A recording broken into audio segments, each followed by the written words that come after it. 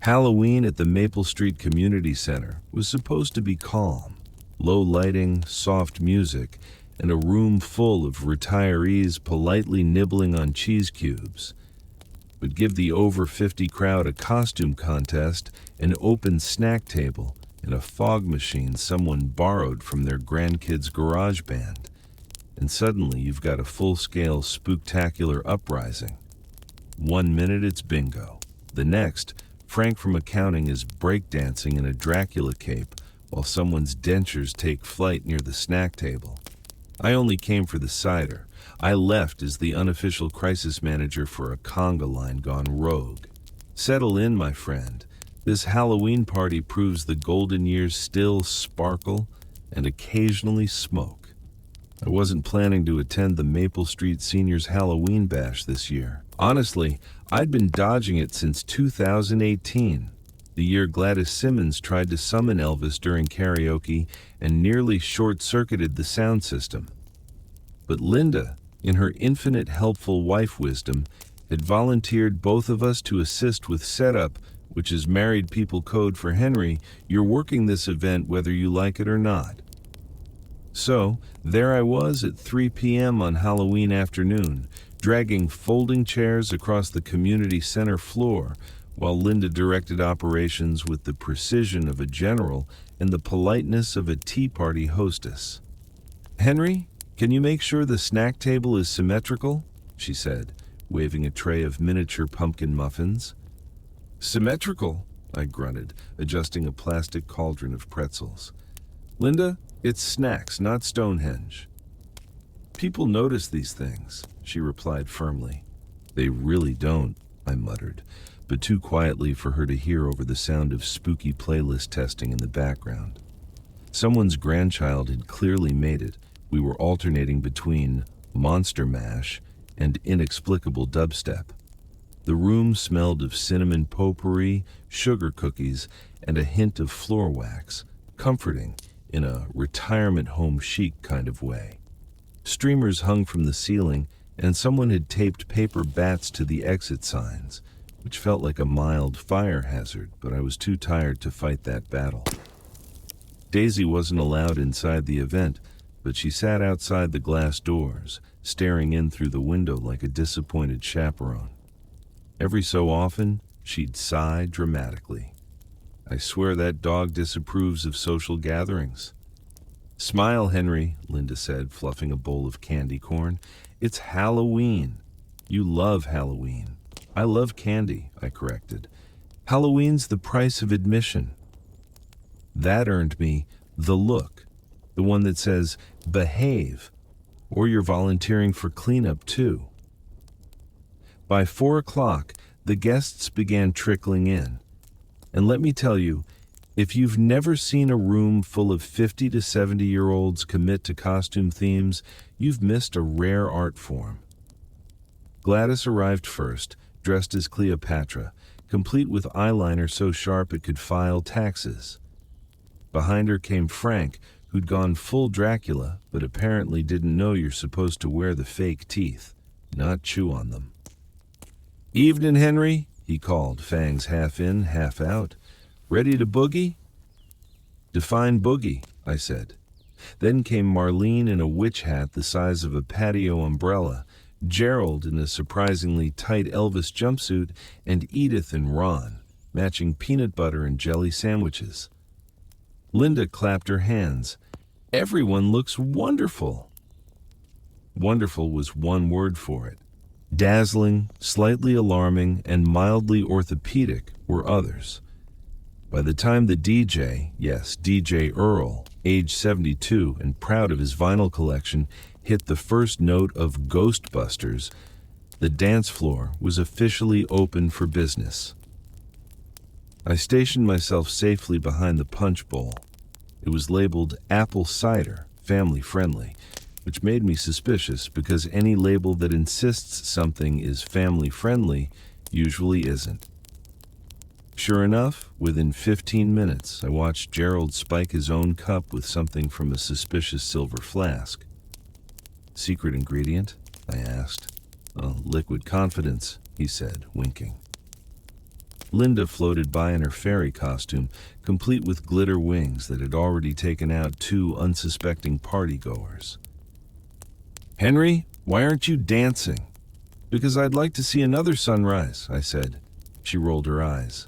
"Come on, at least mingle. This is good for you." Mingling at this age usually involves back pain. But before I could protest further, she'd already drifted off to chat with Edith about witch hat integrity and left me alone with Frank, who was holding 2 cups of punch and grinning like a vampire salesman. "Try this," he said, handing me one. "Ethel mixed it." "Is it safe?" "She's been making it since 1975, he said. "So, maybe." I took a cautious sip. It was sweet, cinnamony, and possibly 40% courage. "Not bad," I admitted. "Careful," Frank warned. "She calls it Ethel's Truth Serum. People start confessing things after 2 cups." "Like what?" He shrugged. "Like who really broke the community toaster in '92. I put the cup down. Noted. Across the room, DJ Earl switched to Stayin' Alive, and I swear 20 pairs of knees collectively cracked in rhythm. The dance floor filled instantly. People were moving, laughing, wobbling. It was beautiful chaos. That's when it happened. The lights flickered, once, twice, then darkness. A collective gasp swept the room. Someone shouted, "The ghost of the thermostat strikes again." I heard Linda's voice in the dark. "Don't panic. It's probably the fuse." Then another voice, Gladys I think, yelled, "Quick, turn on the emergency candles." And that's how we learned that someone had replaced the emergency candles with glow sticks. Within seconds, the community center glowed neon green, pink, and purple. It looked less like a Halloween party and more like a retirement rave. "Linda," I whispered, "why is Frank doing the YMCA with a glow stick in each hand?" "Because," she said, cracking up, "he's feeling it." Then the music came back on, louder than before, and the crowd roared like teenagers at a rock concert. So there I was, surrounded by retirees wielding glow sticks, dancing like their pensions depended on it, while a fog machine belched out what I'm fairly certain was expired dry ice. And you know what? It was magnificent, until the fog set off the fire alarm. If there's one sound you never want to hear in the middle of a senior Halloween party, it's the fire alarm. At first, everyone assumed it was part of the music. DJ Earl had just transitioned from Stayin' Alive to Highway to Hell, which, in hindsight, was eerily prophetic.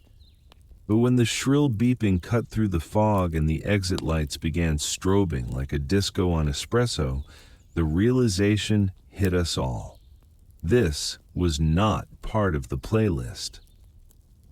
"Remain calm!" Linda shouted over the noise, her glitter wings shimmering wildly in the emergency lights. Easier said than done. Half the room was waving glow sticks, half was looking for purses, and one gentleman in a werewolf mask yelled, "Every man for himself," before jogging directly into the dessert table. "Turn off the fog machine," I shouted to Harold. Yes, that Harold, who had apparently been helping DJ Earl by adjusting things that did not belong to him. "I'm trying," he yelled back, frantically pressing buttons. "There's just a lot of fog-related options." Smoke, or fog, let's call it a 50-50 mix, was curling around our ankles. The scent was somewhere between burnt sugar and panic. Then, from outside, came the sound of sirens. "Oh, good," Linda said. "The fire department's coming." I blinked. "How's that good? They'll think we're responsible adults who took safety seriously." "Linda, we have glow sticks taped to the exit signs," she winced. "Details." Within minutes, 2 fire trucks and an ambulance pulled into the parking lot. And because this was Maple Street, word spread instantly.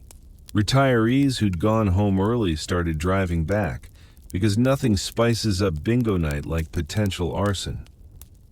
When the firefighters entered, they were greeted not by flames, but by 70 glowing seniors mid-chaos. "False alarm," Linda called out cheerfully. "Just a little over-enthusiastic decoration." The lead firefighter looked around, blinking through the fog. "Is that a witch riding a mobility scooter?" "Yes," I said, "but she's got a license for it." In fairness, the party had reached peak spectacle. Someone had propped open the doors to air the place out, and the sudden breeze sent confetti flying like festive ash. Gerald, still in his Elvis jumpsuit, had taken to serenading the firefighters with "Burning Love." To their credit, the firefighters were very professional, except one, who clearly couldn't stop laughing. "Sir," he said to me, "you in charge here?" I pointed immediately at Linda. "She is," Linda gasped. "Henry!" "What? You're management, I'm middle-class morale support." The firefighter chuckled. "No harm done. Happens more often than you'd think. Fog machines can trip the detectors if the vents are blocked." "Oh," Harold said brightly. "So not my fault?" "Actually," the firefighter replied, "definitely your fault." The crowd laughed. The tension broke. And just like that, the fire alarm drama turned into another chapter of Maple Street folklore. Once the firefighters left, after sampling a few pumpkin cookies, public service has perks, DJ Earl restarted the music. This time, he kept it mellow. Under the boardwalk, Dancing in the Moonlight, and the occasional Thriller remix because you can't stay subdued for long. Linda took my hand. "Come on," she said softly.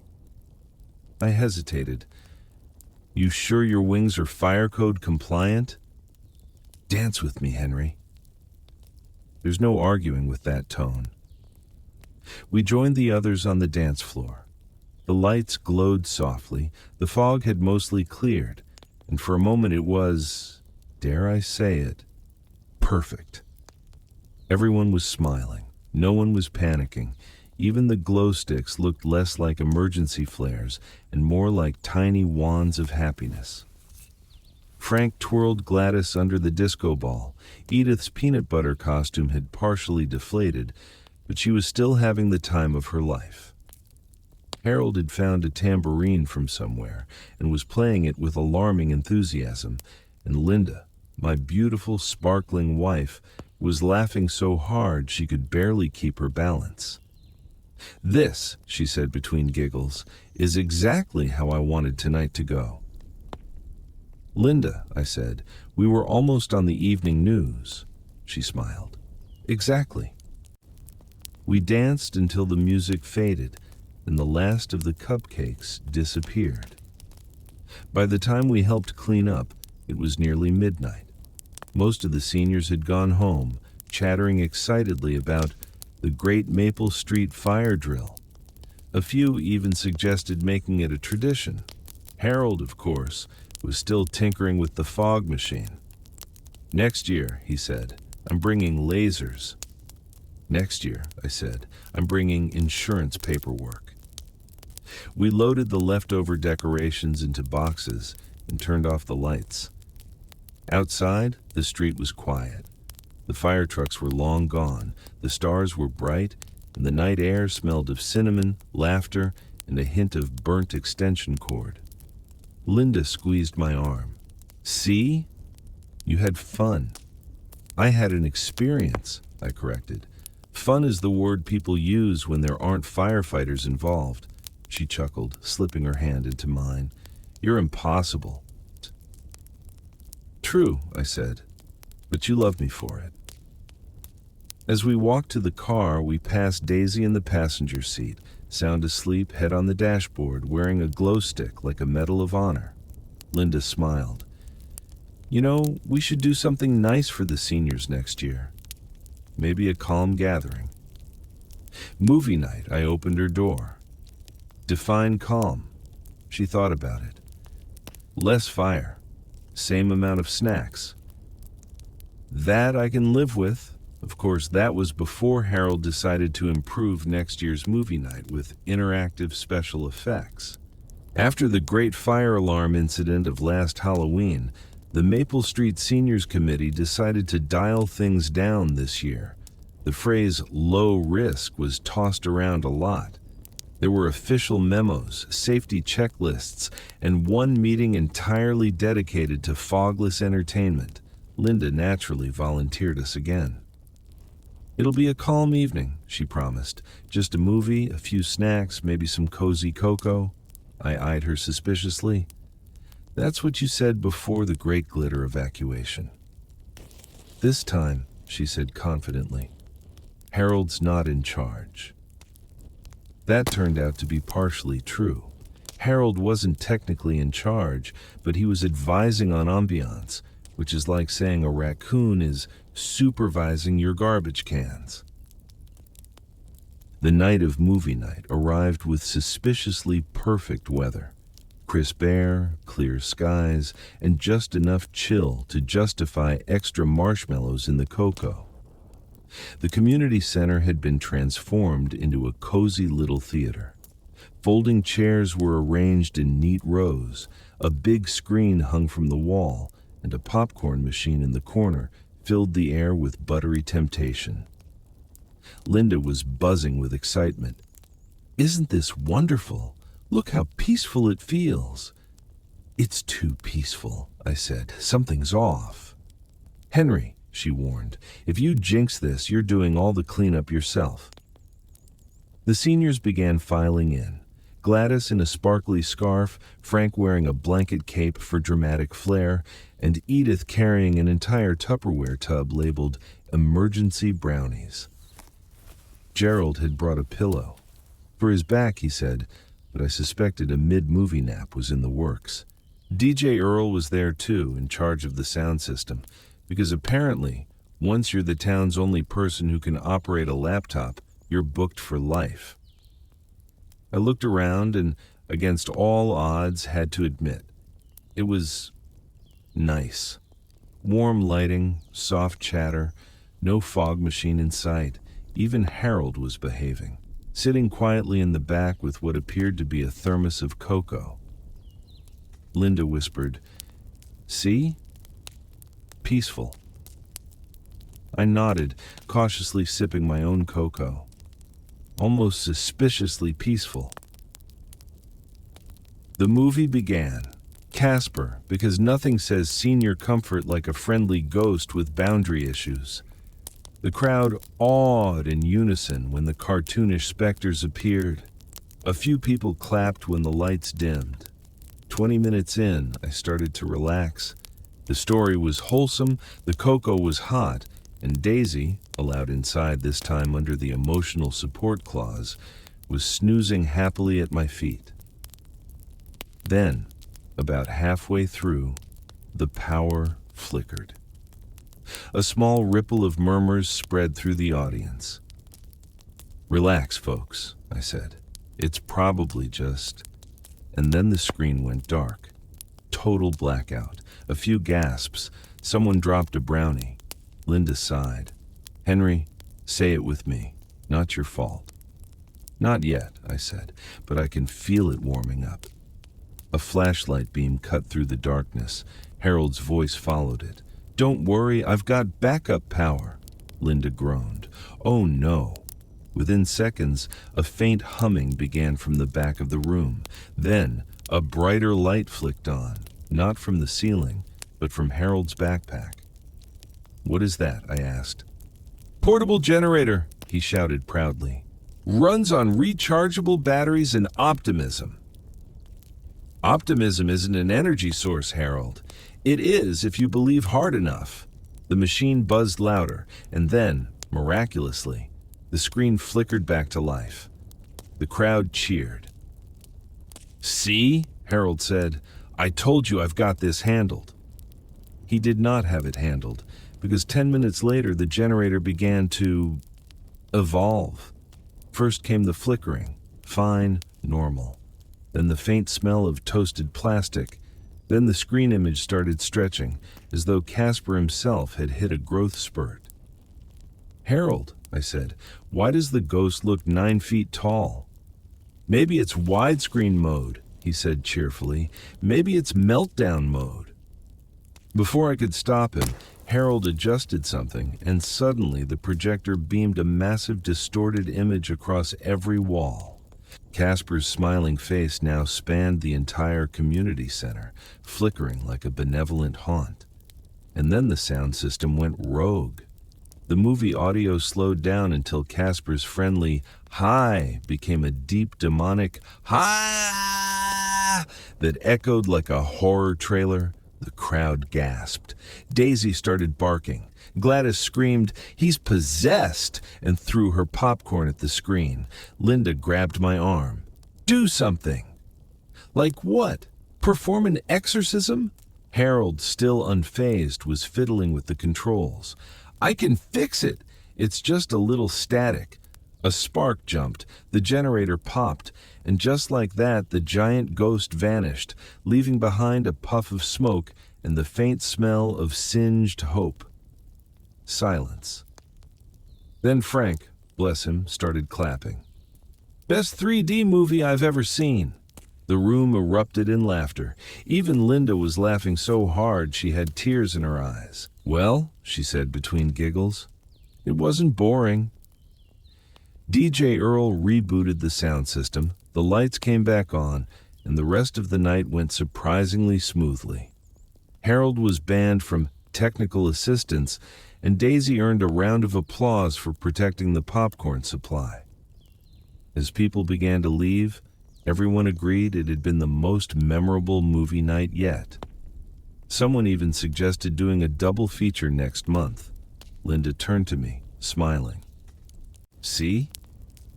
It all worked out." "Sure," I said. "If by worked out, you mean we briefly hosted a spectral uprising." She grinned. "You're such a drama king." "Drama keeps the lights on," I said. Harold popped his head between us. "Speaking of lights, wait till you see my idea for Valentine's Day. Interactive candles." Linda's face lit up. "Oh, that sounds fun." I just stared at him. "Harold, if any of those candles move, glow, or require a fire extinguisher, I'm leaving town." He winked. "Then pack early." And as we stepped into the crisp night air, snow beginning to drift gently down, I realized that on Maple Street, peace wasn't the absence of chaos, it was the ability to laugh through it, even when the chaos has its own power source. If someone had told me a few years ago that I'd spend my golden years attending themed events every other month, I'd have laughed. I was a man of moderation, quiet evenings, modest holidays, maybe a crossword puzzle if I was feeling dangerous. But ever since Maple Street got its groove back, courtesy of Harold's restless imagination, my calendar had become a minefield of community fun. This month's trap. The Maple Street Valentine's Social. Linda was thrilled. "Oh, Henry, it'll be lovely. Dinner, music, maybe some dancing." "Linda," I interrupted, "last time there was dancing, someone's hip replacement called it quits." "Harold promised to keep things simple," she said. "That's what he said before we met the 9-foot-tall ghost projection." She smiled sweetly. "Maybe this time he means it." Spoiler, he didn't. The day of the Valentine's Social arrived, and the community center had been transformed into what I can only describe as Cupid's thrift shop explosion. Red and pink streamers hung from every possible surface. The tables were covered in heart-patterned tablecloths. Balloons floated gently near the ceiling, occasionally bumping into the heating vents with unsettling squeaks. And in the middle of it all stood Harold, proudly wearing a red blazer and a bow tie that lit up when he laughed. "Henry! Linda!" he called, waving a clipboard. "You made it! You're gonna love this one." "I doubt that," I muttered. He grinned. "Dinner, dancing, and, wait for it, interactive ambiance." Linda perked up. "What's interactive ambiance?" "Glad you asked," Harold said. "Each table has a centerpiece that reacts to sound. Romantic music makes the lights twinkle. Applause makes them sparkle. And if anyone says the word love, they glow pink. I blinked. How many wires are involved in that sentence? Just a few, he said evasively. The centerpiece on our table, a glass bowl filled with tiny LED hearts, blinked gently. Linda leaned closer. Oh, it's sweet. It's blinking Morse code for help me, I said. Across the room, couples were filing in, many dressed to the nines. Gladys looked glamorous in a glittery shawl, Frank wore a tuxedo jacket over his jeans, and Edith had brought her famous heart-shaped cookies that were, in reality, more like heart-adjacent polygons. The night began beautifully enough. Dinner was served, salmon, green beans, and mashed potatoes so creamy they might have been illegal. Soft jazz played in the background. People were laughing, chatting, and trying very hard not to use the word love, because the tables were already twinkling like over-caffeinated fireflies. Then, about halfway through dessert, the ambiance escalated. It started when Frank made a toast. To friendship, laughter, and love, he said, raising his glass. The centerpiece on his table glowed pink, then brighter, then brighter. Harold, I said slowly, is that supposed to happen? He looked over, eyes wide. Oh boy. Every table began to react. Someone whispered love across the room, and their centerpiece joined in. Before long, the entire hall pulsed in pink and red flashes like a disco ball having an emotional moment. Harold, Linda said, how strong are these lights? Well, he said, tugging his collar, I may have plugged them into the same circuit as the speakers to save time. At that exact moment, the music shifted from soft jazz to what I can only describe as techno heartbeats. The seniors froze, mid-bite. Then the lights synchronized to the rhythm. The room looked like a Valentine's rave. Oh my word, Linda whispered. Oh my earplugs, I muttered. Frank, however, was loving it. Finally. Something with a beat, he yelled, tossing his jacket aside and heading to the dance floor. In seconds, others followed. Gladys twirled her shawl like a disco diva. Edith started a conga line. Harold, of course, was adjusting things at the DJ booth, which always means don't stand too close. I turned to Linda. This was supposed to be romantic, she grinned. It's unforgettable. That's close enough. Then I heard the unmistakable sound of crackling. Harold, I said, what was that? He froze mid-adjustment. Static electricity. Totally normal. It was not normal. The centerpiece on the buffet table suddenly flickered, sparked, and began to emit a faint humming noise. Daisy, yes, she'd been allowed in as Cupid's assistant, started barking at it like it was her sworn enemy. Before anyone could react, the light display shorted, and one lone streamer near the ceiling ignited briefly before going out in a sad puff of smoke. Everyone stay calm, Linda said, flapping a napkin at the smoke. We've done this before. The fire alarm, mercifully, did not go off this time. But the lights continued to flash erratically, cycling between pink, blue, and a shade of orange that did not feel intentional. Finally, Harold managed to unplug the system. The room went silent. Then someone, maybe Gladys, started clapping. Others joined in. Before long, everyone was laughing and applauding as if the chaos was part of the entertainment. Bravo! Frank shouted. Best light show since the 70s. Linda collapsed into her chair, giggling. We survived another one. I sat beside her, wiping frosting off my sleeve. Harold's version of ambiance should be registered with FEMA. She smiled. You have to admit, though, no one else throws a Valentine's party quite like this. Because no one else should, I said. Harold approached, sheepish but still proud. Okay, so maybe it got a little energetic. But admit it, Henry, you felt the love. I felt mild electrical interference, I said. Linda leaned in. We did have fun. I sighed, looked around at the smiling, glowing crowd, and admitted, yeah, we did. Harold perked up. Wait till you hear my idea for St. Patrick's Day. Harold, I said, if it involves electricity, smoke, or sound reactive anything, he grinned. Just glitter cannons this time, Linda gasped. Ooh, glitter, I groaned. You're both grounded. And as the last of the twinkling lights faded and the laughter filled the room, I realized that on Maple Street, simple wasn't our style. We were the kind of people who found joy in chaos and danced through it, blinking lights and all. St. Patrick's Day on Maple Street used to mean one thing: Irish stew at the community center and maybe a green tablecloth if someone remembered. But that was before Harold decided our holidays needed branding. Now, we had an official event name, the Shamrock Shenanigans, which, if you ask me, already sounded like a future insurance claim. Linda was excited, naturally. It'll be good fun, Henry.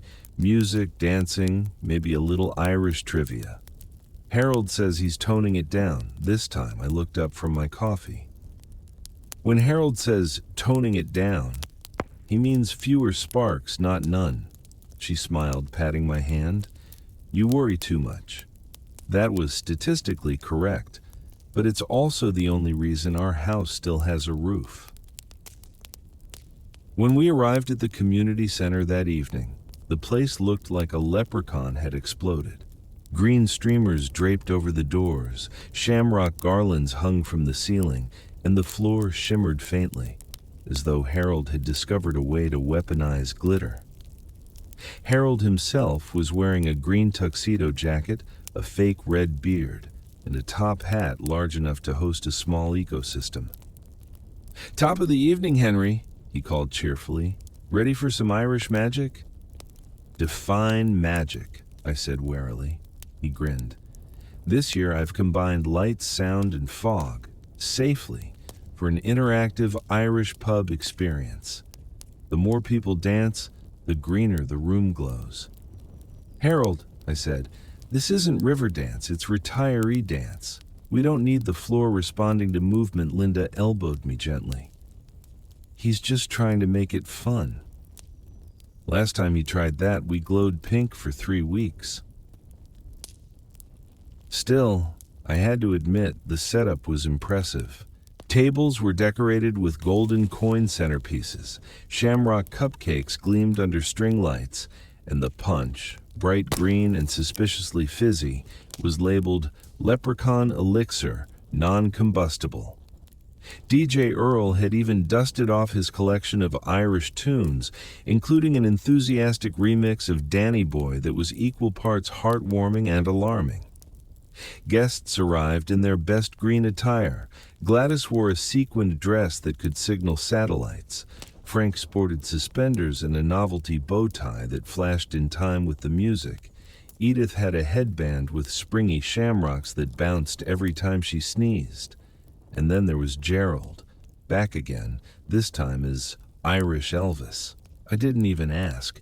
Linda was in her element, floating from table to table, complimenting outfits and distributing cookies. I was doing my usual party duty, staying near the snacks, looking approachable but immovable. Henry, Harold called from across the room. I need a volunteer. I froze. No, you don't. Oh, come on, he said. You'll love it. It's just a test of the floor sensors. I'd rather test my willpower to remain seated. But Harold, being Harold, was not deterred. Within seconds, he had half the crowd cheering for me to give it a go. Linda joined in. Go on, dear. What's the worst that could happen? That phrase should be retired from the English language, I muttered, standing up. The interactive floor was a clear vinyl mat stretched across part of the dance floor, decorated with shamrock patterns. It reacts to sound waves, Harold explained. When people dance or clap, it lights up. Great, I said, a floor that tattles. I took one tentative step. A green light pulsed beneath my shoe. The crowd clapped. See? Harold said. Perfectly safe. I took another step. More lights. A third. And suddenly, music erupted from under the floor. Bagpipes, faint but distinct. Harold, I said carefully, is the floor playing bagpipes? It's immersive, he said proudly. Just wait for the fog. Fog? Before I could retreat, the floor released a faint mist. Everyone cheered. The lights turned brighter, and then the sensors, apparently overwhelmed by enthusiasm, went rogue. The mist turned to fog. The lights began flashing like an airport runway. Someone shouted, "We're under attack!" "No!" Harold yelled. "We're under entertainment," I coughed, waving my arms. "Harold, shut it down! I can't!" "It's responding to the noise." "Then everyone, stop cheering," I yelled, which, naturally, made them cheer louder. Within minutes, the entire community center looked like an Irish disco in a hurricane. Fog rolled across the tables, the shamrock garlands fluttered dramatically. The air smelled faintly of mint and panic. Daisy, who'd been quietly snoozing under a table, bolted out of the mist like a ghost dog on a mission. I stumbled toward the sound booth, where Harold was frantically pressing buttons. "Which one turns it off?" I shouted. "Not sure," he yelled, "but one of them plays the Irish washerwoman." He pressed a button. The Johnny Fiddle tune blasted through the speakers. People started clapping instinctively. The floor pulsed brighter. It was chaos, musical, mint-scented chaos. Linda found me in the haze, doubled over laughing. "Oh, Henry, you can't tell me this isn't hilarious." "I can, and I will!" But even I couldn't help it. Seeing Gladys and Frank trying to Irish step in slow motion while Edith's shamrocks bounced like tiny metronomes, it was absurd and wonderful. Finally, Harold unplugged the entire contraption, and silence fell. The crowd erupted into applause. "Success," he declared. "Harold," I said, wheezing from laughter and exhaustion, "you've just created a foggy cardio workout for seniors." He wiped his brow. "Hey, it got people moving." Linda grinned, and laughing. I looked around. The room was filled with smiling faces, some coughing, yes, but smiling. The great shamrock shenanigans had somehow turned into a hit. Even the mayor stopped by later to congratulate us. "You've really made these events the heart of Maple Street," he said. "A little unconventional, but unforgettable." I smiled tiredly. "That's our brand." As we packed up, Harold patted my shoulder. "Next up, Spring Fling. I'm thinking floral confetti and maybe scented bubbles." "Harold," I said, "if it requires goggles, it's not a social event." Linda laughed. "Oh, come on, dear. What's the worst that could happen?" I stared at her. "Have you learned nothing?" Daisy barked once, as if to agree. Still, as we walked home under the streetlights, I realized something. Every Maple Street fiasco, no matter how chaotic, always ended the same way, with laughter, friendship, and a story worth retelling. And that, I decided, was worth a little glitter in my shoes. Spring arrived on Maple Street like a sneeze that couldn't decide whether it was polite or catastrophic. Overnight, lawns went from gray to green, birds reappeared in suspiciously cheerful numbers, and every neighbor suddenly remembered they owned a rake. Linda was thrilled. "Spring means new beginnings," she said, arranging daffodils in a vase. "Spring means allergies," I replied, reaching for tissues. But this year, spring also meant Harold's latest masterpiece, the Maple Street Spring Fling. He'd pitched it at the March committee meeting with his usual mix of confidence and selective truth. "It'll be a celebration of renewal," he'd said.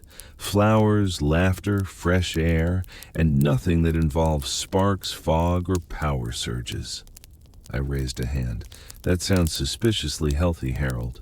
What's the catch?" No catch, he said, beaming. Just nature, beauty, and a little interactive gardening demonstration. I should have run then. The morning of the spring fling dawned warm and bright, the kind of day that looks innocent in photographs and smells like freshly mowed regret. The event was held outdoors in the community garden, which, to Harold's credit, looked fantastic.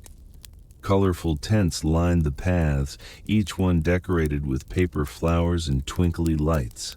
Battery-operated, thank goodness. Linda wore her favorite floral dress and a sun hat big enough to block half the sky. Daisy sported a tiny green bandana printed with tulips and promptly rolled in a patch of fresh soil like she was auditioning for Dirty Paws the Musical. "Isn't this lovely?" Linda said, inhaling deeply. "No smoke, no alarms, just sunshine." "Don't say that out loud," I warned. "You'll summon him." Sure enough, 3 seconds later, Harold appeared. He was wearing gardening gloves, a straw hat, and a t-shirt that read, "Keep calm and plant on." That shirt, I later learned, was foreshadowing. "Henry," he called, bounding over. "Wait till you see my new invention," I groaned. "I thought this was a flower festival, not a tech demo." "It's garden technology," he said proudly. "Smart planting." "Smart planting?" I repeated. "Harold, last time you said something was smart, it nearly joined Wi-Fi." He ignored me, leading us to a small patch of soil surrounded by curious onlookers. In the center was a row of tulips, perfectly spaced, perfectly colorful, and suspiciously symmetrical. "Ladies and gentlemen," Harold announced, "allow me to present the Bloom Booster 5000. The crowd clapped politely. "What does it do?" someone asked. "It accelerates plant growth through harmless sonic vibrations," he said, holding up a small remote. "You'll see full blooms in seconds." I raised an eyebrow. "Harold, if those tulips start singing, I'm leaving," he grinned. "You're about to witness flower power in action." He pressed the button. At first, nothing happened.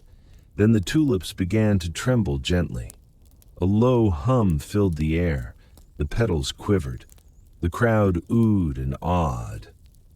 "See," Harold said proudly, "science and nature in perfect harmony."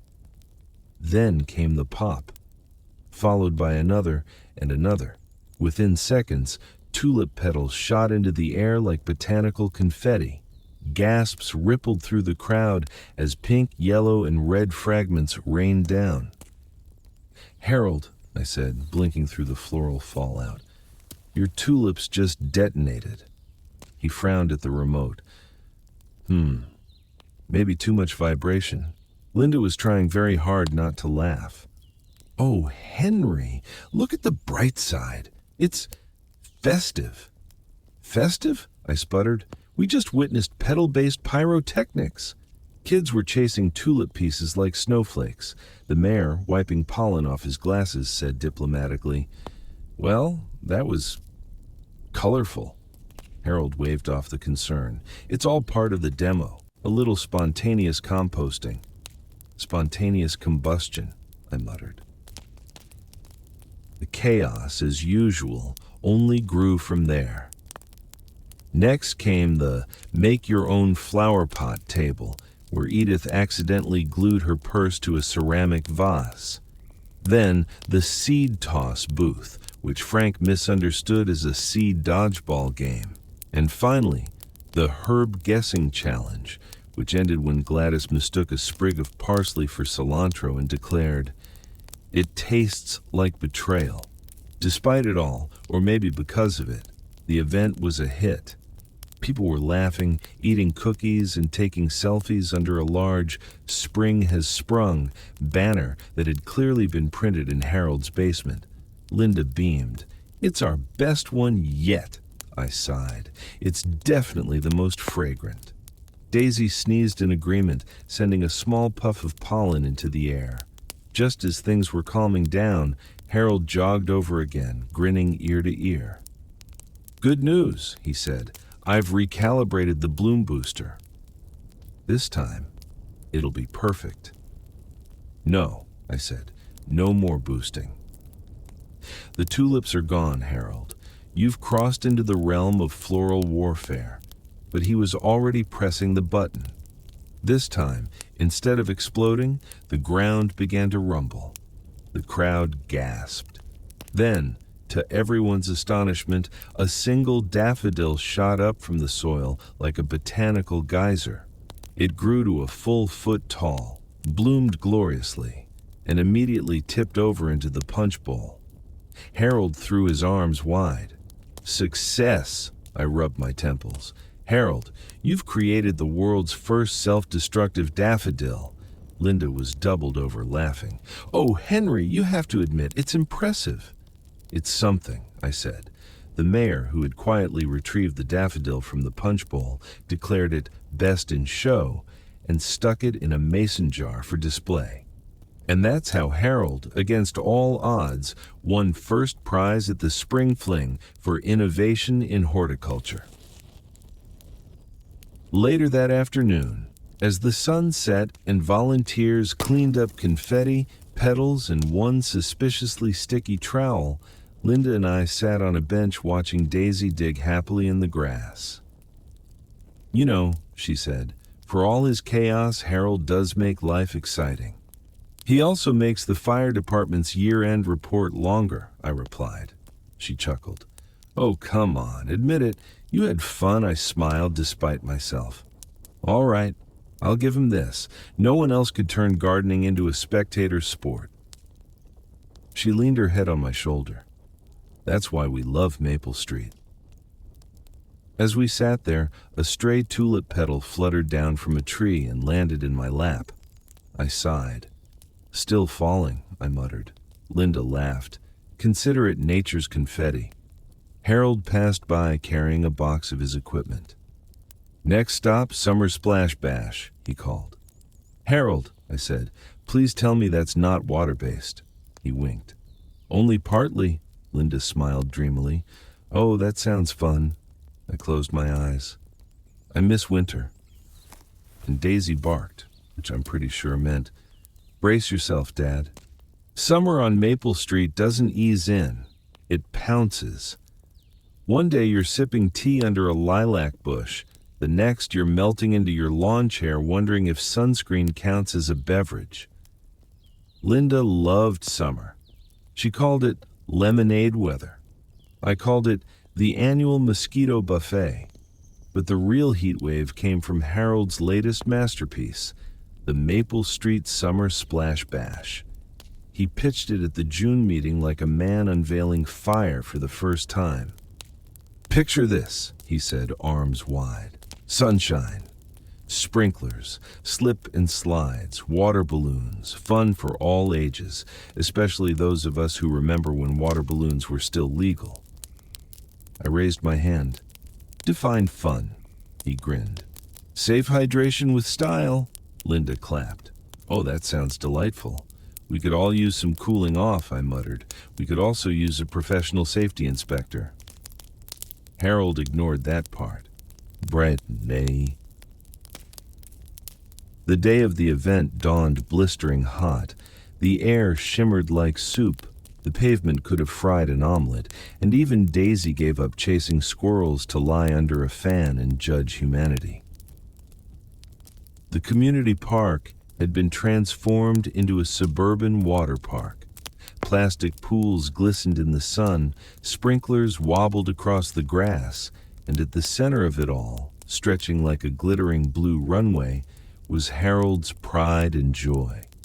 The Mega Slip and Slide 3000. It was enormous. It ran the entire length of the park, down a gentle hill, ending in a small inflatable pool that looked woefully unprepared for its destiny. Harold, I said, staring at it, that thing looks like it violates both physics and good sense. He beamed. I engineered it myself. Triple-layer vinyl, extra soap for speed, and, get this, a gentle mist system built right in. Soap and speed, I said flatly. What could possibly go wrong? Linda appeared beside me, wearing a wide-brimmed hat and a floral sundress, holding 2 cups of lemonade. "Oh, Henry, don't scowl. It's adorable." "Linda, that slide could launch someone into the next tax bracket." The crowd gathered, retirees in sun hats, grandkids in swimsuits, and the mayor wearing Hawaiian print and SPF 200. Gladys had a whistle and clipboard because she'd appointed herself hydration coordinator. Frank wore swimming goggles on his forehead and declared himself Captain Slipstream. Even Edith was there, holding a tray of ice pops that immediately began melting. "Get 'em while they're semi-solid," she announced. Harold stood proudly at the top of the slide, megaphone in hand. "Welcome everyone to the first ever Maple Street Summer Splash Bash. Who's ready to make a splash?" The crowd cheered. Daisy barked. I crossed my arms. "I'm staying dry." Linda smiled. "You always say that." "And I always mean it," I said firmly. She leaned closer. $10 says you're soaked by noon." "Deal," I said. Spoiler, I lost. Harold demonstrated the slide first. He took a running start, leapt onto the vinyl, and shot down like a caffeinated penguin. "Whee!" he yelled, hitting the inflatable pool with enough force to send a wave over the nearest picnic table. The crowd erupted in laughter. "See?" Harold said, dripping but grinning. "Safe as can be." That declaration was immediately followed by Frank's turn, which ended with him landing squarely in the bushes. "Graceful dismount," Harold called. From somewhere in the shrubbery, Frank shouted, "Found a pine cone!" Linda was giggling uncontrollably. "You have to admit, this is hilarious." "Sure," I said, in a liability waiver kind of way. Then Gladys, clipboard in hand, marched up to the top of the slide. "Make way for the Queen of Speed," she declared.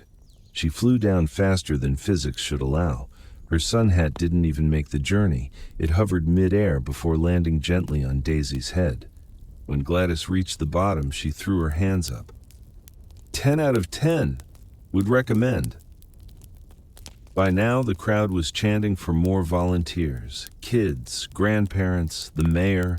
Even Edith gave it a whirl, and somehow kept her ice pops upright the entire time.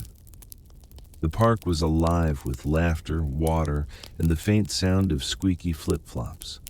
For about an hour, everything went smoothly, miraculously so. Then, Harold decided to optimize the speed. "Henry," he shouted, waving me over, "we're losing velocity on the midsection." "I'm not a mechanic, Harold. It's simple. We just need more soap and a little extra water pressure." I sighed. Those are famous last words. But before I could stop him, he dumped half a bottle of dish soap onto the slide and cranked the sprinkler hose to maximum. The result was impressive. The slide turned into a gleaming runway of chaos. The next brave participant, Frank again, zipped down so fast he skipped over the pool like a smooth stone. The crowd gasped. "Frank?" Harold called. "You okay, buddy?" From the distance came a faint voice. "I think I'm in the parking lot." Linda was crying with laughter. "Oh my goodness! He's fine! Look, he's waving!" Indeed, Frank was upright, soaked, and laughing like a kid. The energy skyrocketed after that. People were lining up to break the speed record. Even the mayor gave it a shot, his Hawaiian shirt billowing like a parachute. "Henry," Linda said, tugging my sleeve. "It's your turn." "Nope." "Oh, come on, for science." "Science already has enough martyrs," she grinned. $10, remember?" I sighed. "Fine. But if I end up in the parking lot, I'm billing Harold for mileage." I climbed the hill, feeling about as aerodynamic as a sandwich. The slide shimmered below like an invitation to chaos. Harold handed me goggles. "Any advice?" I asked. "Don't blink," he said. I took a deep breath and went for it. The moment I hit the vinyl, I understood everything about human flight and regret. Water sprayed, soap foamed. I was moving faster than my mortgage paperwork ever had. Halfway down, I caught a glimpse of Linda laughing so hard she couldn't stand. Daisy barked encouragement or warning. I reached the bottom, hit the pool, and sent a geyser so high it baptized half the crowd. Cheers erupted. I stood up, soaked, dazed, and oddly exhilarated. "Henry!" Linda shouted between laughs. "You did it!" "Did what?" I coughed. "Survive?" "Exactly," she said. "Now do it again." "Not a chance," I said, wringing out my shirt. That was my farewell tour. By late afternoon, the sun had softened, the soap bubbles had mostly dissolved, and the park was filled with the smell of grilled burgers and sunscreen. Harold declared the event a massive success. "Best turnout yet," he said proudly. "And 0 hospital visits. New record." Linda leaned against me, smiling. "Admit it. You had fun." I nodded. "It's hard not to with this crowd," she chuckled. "Next up, Autumn Harvest Festival. Harold says he's going rustic, I said slowly. "As in safe?" "Rustic," she said, "as in hay bales and apple cider." I frowned. I've seen what he can do with hay bales. But as the sun dipped low and laughter echoed across the park, I realized something. Every Maple Street disaster somehow ended in joy. Maybe it wasn't peace, but it was connection, and that was better. Even if it meant drying off my shoes for the next 3 days. They say history repeats itself, but on Maple Street, it doesn't just repeat, it adds glitter, snacks, and a safety disclaimer. It had been a full year since the Great Candy Incident, and somehow, that fateful night of unplanned parades and weaponized pumpkins had become local legend. Every neighbor remembered it differently. Harold called it a triumph of community spirit. Linda called it adorable chaos. And I called it evidence for my early retirement. So when the Maple Street Committee announced the second annual Halloween parade, I knew resistance was futile. "Come on, Henry," Linda said brightly, pinning an orange ribbon to my sweater.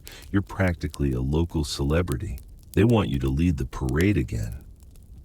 "I didn't lead it," I reminded her. "I was kidnapped by it."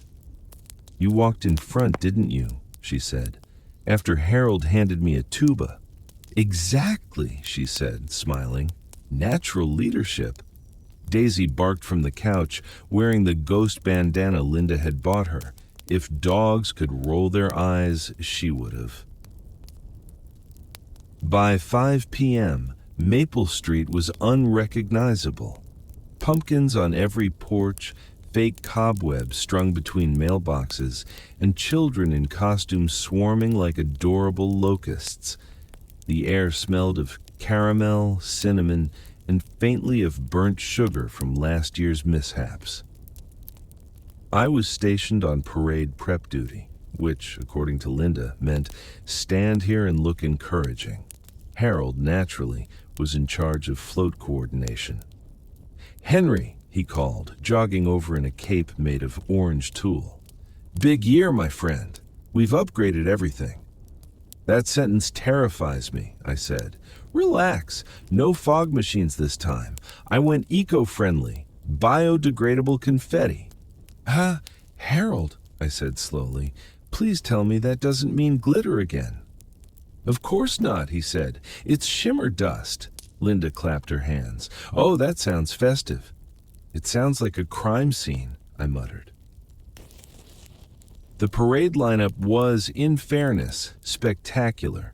Kids in superhero costumes, dogs dressed as pumpkins, one very confused toddler in a traffic cone outfit again, returning champion, and bringing up the rear, Harold's latest creation, a float shaped like a giant candy bowl pulled by his riding mower.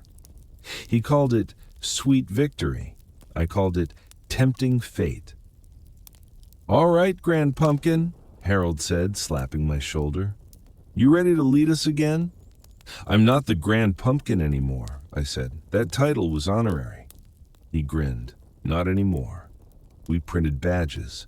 Linda handed me one. Henry Baxter, Grand Pumpkin, retired but reinstated by popular demand. I sighed. Do I get dental coverage with this position? No, Harold said, but you do get this. He handed me a candy scoop shaped like a scepter. Linda squealed. Oh, it's perfect.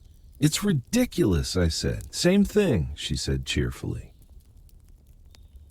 At 6 o'clock sharp, the parade began. DJ Earl led the march in his convertible, blasting Thriller.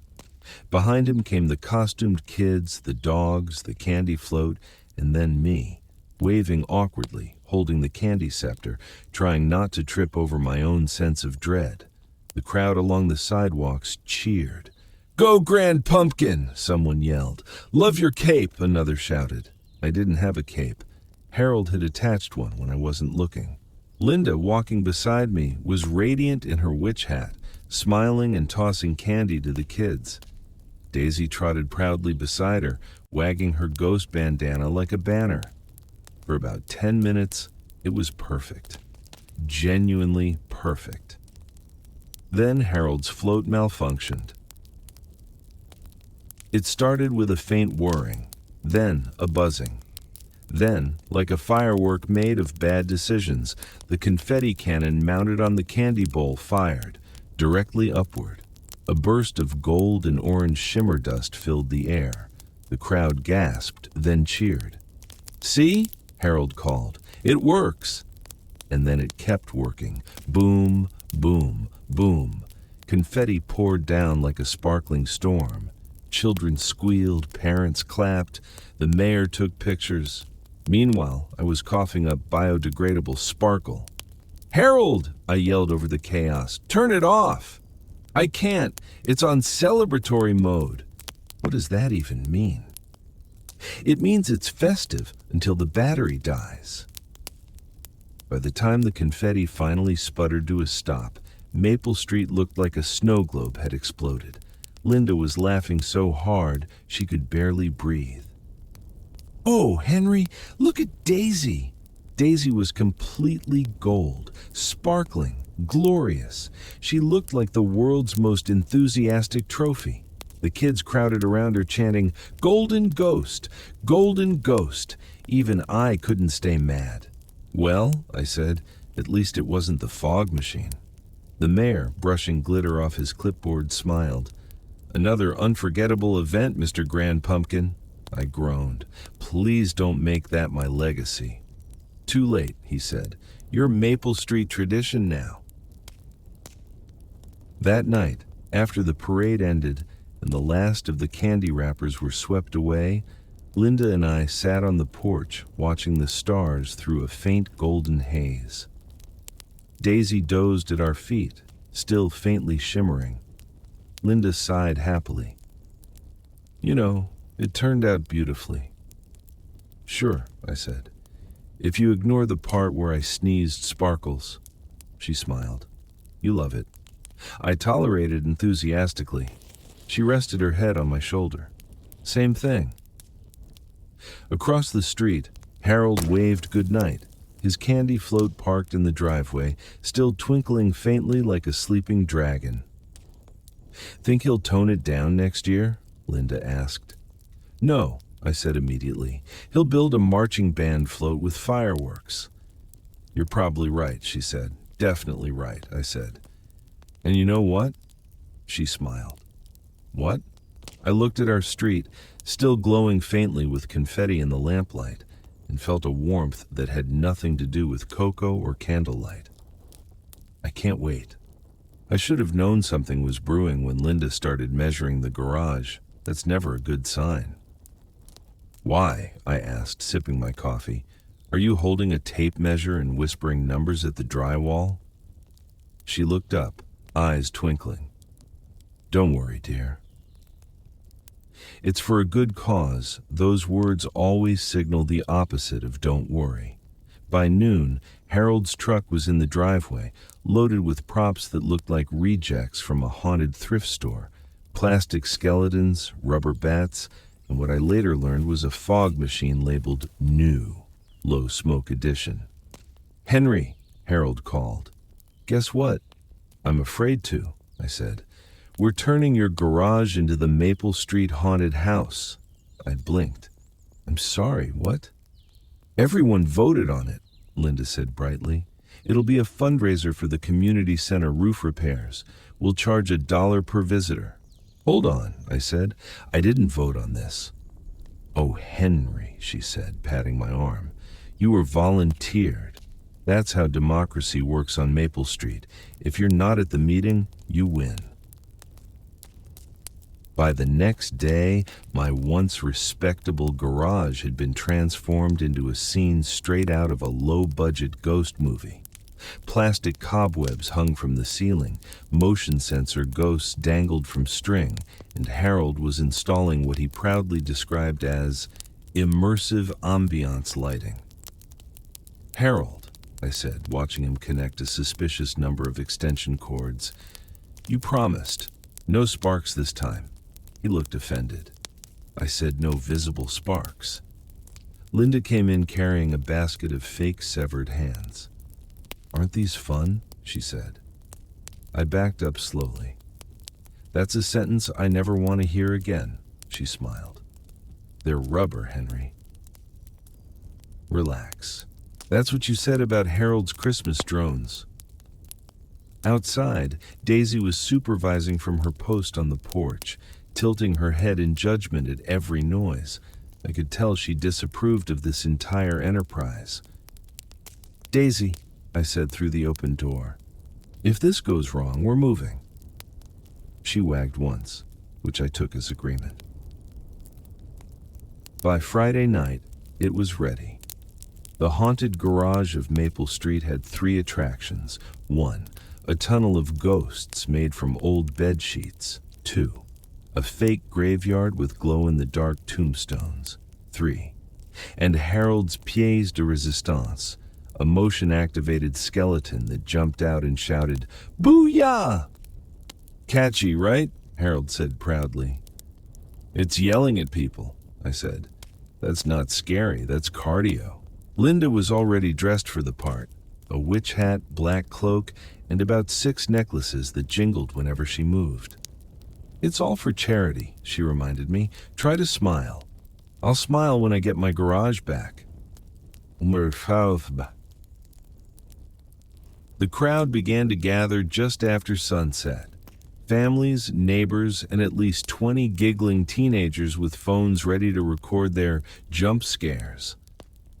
Linda stationed herself at the ticket table. Harold manned the control panel, control being a generous word. I was in charge of guiding people through because apparently I had the calming presence. "Welcome to the haunted garage," I announced to the first group. "Enter if you dare, but also please sign the waiver." They laughed, assuming I was joking. I was not. The first few rounds went surprisingly well. Kids screamed at the ghost tunnel, adults chuckled at the rubber bats, and even Harold's skeleton performed admirably, except for one instance where it shouted, "Booyah!" directly into Gladys's face, and she reflexively smacked it with her purse. "Reflexes like a ninja," she said proudly. But then came the 9th group, and the fog machine. Harold had been itching to use it all night. "It's subtle," he said, "just a light mist for atmosphere." Subtle and Harold should never be in the same sentence. He flipped the switch. A faint hiss filled the garage. The floor shimmered. The kids oohed. Then, as if remembering its tragic past, the machine coughed once and unleashed a volcanic wave of smoke. Within seconds, visibility dropped to 0. I couldn't see the walls. I couldn't see my feet. I could hear Harold shouting, "It's fine! It's fine! Just theatrical volume." "Harold," I coughed, "the theater's on fire. It's supposed to be spooky. It's spooky in the sense that I've lost my house." Linda's voice cut through the haze. "Everyone stay calm. Follow the sound of my jingling jewelry." People started laughing and stumbling toward the exit. Someone tripped over a rubber tombstone. The motion sensor skeleton went off repeatedly, yelling, "Booyah! Booya! Booyah!" like a broken doorbell. Daisy barked from outside, adding to the soundtrack. By the time we aired the place out, the fog had drifted halfway down the street, giving the entire block a ghostly glow. The mailman, poor man, drove through it, saw the skeleton in the doorway, and nearly delivered himself straight to heaven. But despite it all, the crowd loved it. Kids begged to go again. Adults tipped extra for the authentic haunted experience. Even the mayor stopped by, coughed once, and declared it the most spirited event in town history. "See?" Harold said, grinning. "Huge success." I wiped sweat and possibly fog from my forehead. "We nearly asphyxiated the neighborhood, Harold." "Details," he said. "We raised $300 for the roof." Linda hugged him. "We couldn't have done it without you," I mumbled, "or the local fire department." Later that night, after the crowd dispersed and the fog machine was mercifully unplugged, we sat on the porch with mugs of hot cider. The street was quiet again, glittering faintly with leftover shimmer from the parade. The faint smell of fog juice lingered like a ghost that refused to move on. Linda smiled. "You have to admit, it went better than last year." "In the same way a mild earthquake is better than a volcanic eruption," I said. She laughed softly. "You're impossible." "And yet somehow," I said, "I keep getting invited back." She leaned against me, her witch hat tilted askew. "Because you secretly love it." I looked at the glowing windows of our house, the laughter still echoing faintly from down the street, and sighed. Maybe I do. Daisy, still slightly glittery from the parade, yawned and settled at our feet. Across the street, Harold waved goodnight, already shouting something about next year's haunted hayride. Linda chuckled. "You think he'll actually rest?" "Not a chance," I said. "But honestly, would we even want him to?" And as a cool breeze rustled the last of the paper bats hanging from the porch, I had to admit, for all the mayhem, for all the fog, Maple Street had never felt more alive. The morning after the haunted garage extravaganza, Maple Street looked like a sleepy carnival after closing time. Candy wrappers clung to the curbs, confetti glittered in the gutters, and a single plastic bat hung from our mailbox, slowly turning in the breeze like it had seen things it would never unsee. Linda and I were on the porch with mugs of hot coffee, still recovering from a night of fog and laughter. Daisy was asleep at our feet, faintly sparkling under her ghost bandana, a souvenir from the parade she never technically joined, but absolutely upstaged. "You know," Linda said, gazing down the street, "we really outdid ourselves this year."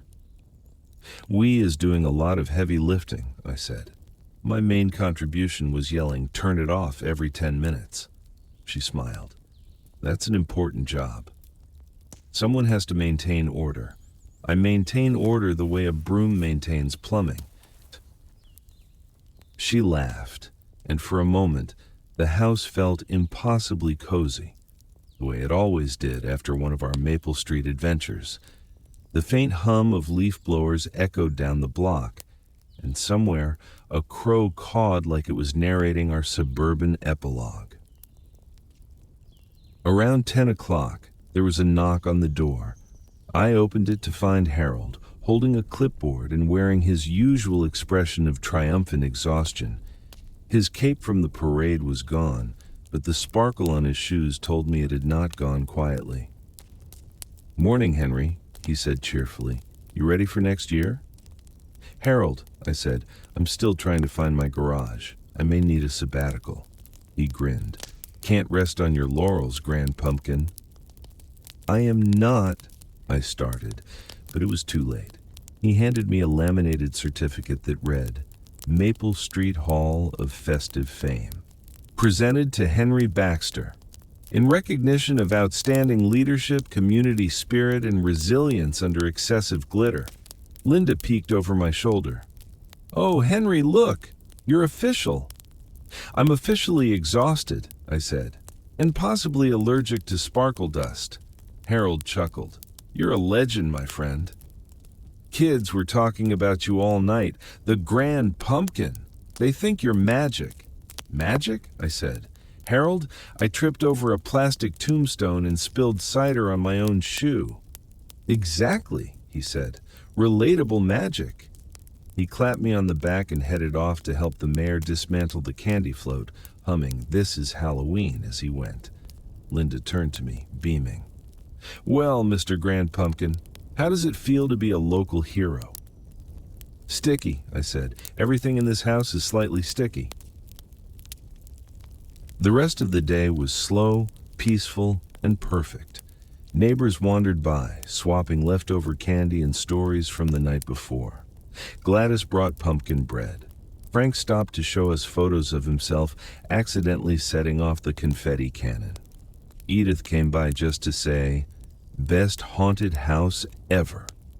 Even the mailman waved cheerfully, still flinching a little at our garage, but mostly smiling. By evening, the sun dipped low, painting the street in warm orange light. The decorations fluttered gently in the breeze, and for the first time in weeks, I felt a deep, satisfying calm. "Well," Linda said, settling beside me on the porch swing, "we did it. Another Maple Street Halloween." "Did it is one way to put it," I said. "Survived it might be more accurate." She laughed softly. "You always say that. But every year, you end up smiling." I considered that, watching Daisy chase a leaf across the lawn. "You might be right." "Of course I'm right," she said, squeezing my hand. "You love this." I smiled reluctantly. "Maybe I do. It's like living in a sitcom, only with more candy corn." As the last trick-or-treaters drifted home, I leaned back and took in the sight of Maple Street, our weird, wonderful neighborhood. The laughter, the noise, the glitter still stuck to the pavement. Every year it was a mess, and every year it was perfect. Because Maple Street wasn't about the decorations or the candy or the chaos. It was about us, the people who somehow turned every disaster into a party, every mishap into a memory. And maybe that's what made it magic after all. Later that night, just before bed, I heard a rustling at the front door. I opened it to find a small pumpkin sitting on the porch. Its face was carved into a goofy grin, and on the side, written in glitter glue, were the words, "Long live the Grand Pumpkin." I laughed so hard I had to sit down. Linda came out, rubbing her eyes. "What's so funny?" I pointed. "Apparently I've been re-elected." She giggled, leaning on the door frame. "Oh, Henry, you might as well embrace it." "Embrace it," I said. "I'm one parade away from my own theme song." "Exactly," she said. "And I'll be there dancing beside you." Daisy barked, tail wagging, as if to second the motion, and standing there under the porch light, surrounded by glitter, laughter, and the faint smell of pumpkin spice, I realized something. Maple Street wasn't cursed with chaos, it was blessed with joy. And as long as the neighbors kept showing up, the lights kept shining, and Harold kept tinkering. Well, the legend of the Grand Pumpkin would live on, for better, for brighter, and occasionally, for smokier. And that, my friends, is how one quiet Halloween night turned into a full-blown Maple Street tradition, and how I accidentally became the neighborhood's most reluctant legend. Thanks for joining me for this cozy, candy-coated chaos. If you smiled, laughed, or saw a bit of your own neighborhood in the madness, don't forget to subscribe for more warm, funny bedtime tales here at Nap Giggles. Now, grab your cocoa, brush off that confetti, and remember, sometimes the messiest nights make the best memories. Good night from Maple Street, and long live the Grand Pumpkin.